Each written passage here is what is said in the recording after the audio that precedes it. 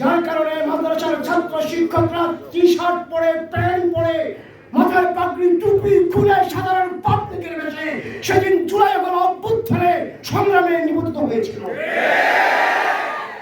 বুড়িগঙ্গার নদীতে নৌকা বান্ধার 3 তারিখ 4 তারিখ আমি আমার নেতৃত্বে 200 ছাত্রদেরকে মাথার টুপি পাগড়ি পরে শর্ট প্যান্ট পরিয়ে সাঁতার কেটে বুড়িগঙ্গা নদী পার করেছিলাম। কেউ যাত্রাবাড়িতে, কেউ শহীদ মিনারে, কেউ শাহবাগে গিয়েছে।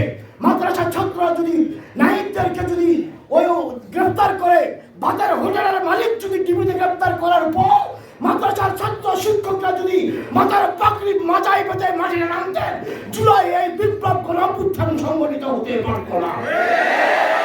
স্পষ্ট কথা বলছি, মাদ্রাসার ওলামায়ে কেরামকে ছাত্র শিক্ষকদেরকে যদি দূরে ঠেলে দিয়ে জুলাই ঘোষণাপত্র পাঠ করেছেন, এটা কোনো ঘোষণাপত্র হয় নাই, এটা হয়েছে মাননীয় প্রধান উপদেষ্টার মুখে সুন্দর একটা প্রবন্ধ মাত্র।